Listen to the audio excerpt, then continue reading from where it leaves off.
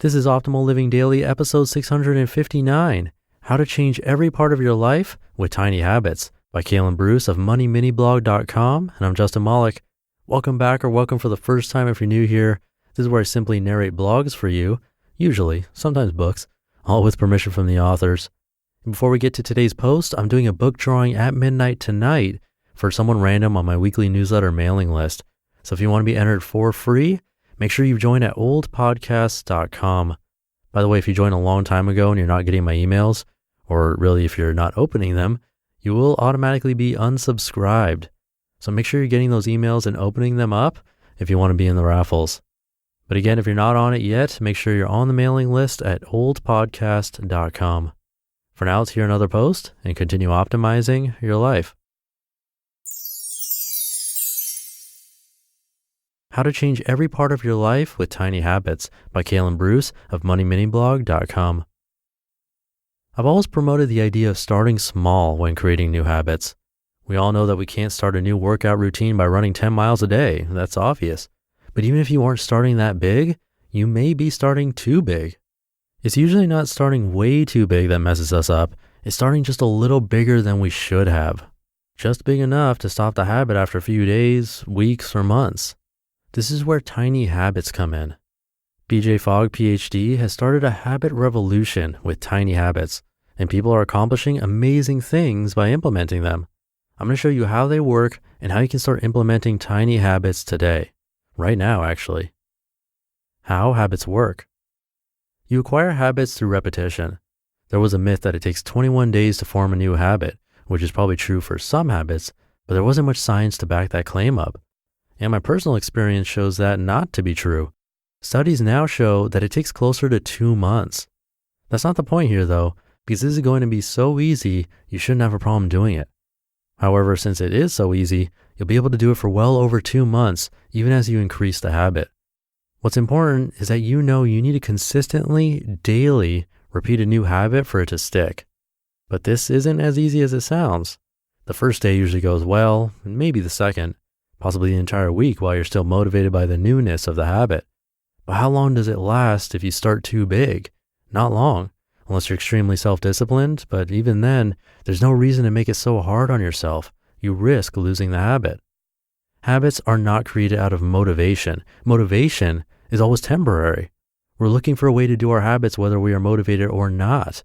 Dr. Fogg has found that way. To make a habit stick, start small and slowly increase your habits until you're where you want to be. Start with a tiny habit. Here's how they work. How tiny habits work. BJ Fogg describes a tiny habit as a behavior you do at least once a day, a behavior that takes you less than 30 seconds, and a behavior that requires little effort. Part of the habit creation process is the reward. In The Power of Habit, Charles Duhigg explains that habits are made up of 3 primary parts: cue, routine, and reward. You need something that cues you to start the habit, the trigger, then you do the habit, then you have to experiment with some type of reward. Since a tiny habit is tiny, the reward should be tiny as well, and it will still work. Dr. Fogg suggests that enthusiastically saying the word awesome after completing a tiny habit can be enough to help it stick. A tiny habit only requires a tiny reward. Here's how Dr. Fogg puts it, quote, "The stronger you feel a positive emotion after your tiny habit, the faster it'll become automatic in your life," unquote. It's important to add each tiny habit after an existing habit. Your existing habit is the trigger. There are things you do every day no matter what. These are things like eating, bodily functions, waking up, things you do that you don't even think about doing. Here are some examples of tiny habits combined with existing behaviors. After I brush my teeth, I will floss 1 tooth. After I pour my morning coffee, I will text my mom. After I start the dishwasher, I will read 1 sentence from a book. After I walk in my door from work, I will get out my workout clothes. After I sit down on the train, I will open my sketch notebook. After I hear any phone ring, I will exhale and relax for 2 seconds. After I put my head on the pillow, I will think of 1 good thing from my day. After I arrive home, I will hang my keys up by the door. It's important to combine the habit with a previously established habit so you'll remember to do it every time. How behavior works. depending on the type of habit you're creating, you will approach it differently. It's very important to know which type of behavior change you're going for. There are actually 15 ways behavior can change. It all depends on if you've done the behavior before, how long you plan to do the behavior, and the type of behavior. Dr. Fogg's behavior grid is shown in this post. It may seem overwhelming, but Dr. Fogg actually made it even easier. He created a behavior wizard that guides you through a series of questions and then explains which one of the 15 types your behavior falls into. I highly suggest typing any habit you're working on into that wizard to learn more about the specific type of behavior change at behaviorwizard.org/WP. Putting it all together. Of course, if you keep the habit tiny forever, you'll continue to see tiny results. The idea is to increase the habit over time. You're not looking for results in the beginning. You're just trying to create the habit. The results come later. After you use the bathroom, you may do 2 push-ups. Next week, make it 4. In 12 weeks, you'll be doing 24 push-ups every time you have to pee. If you implement the habit of drinking more water, you'll be doing well over 100 push-ups a day. I highly recommend watching Dr. Fogg's video about tiny habits when you have a few minutes.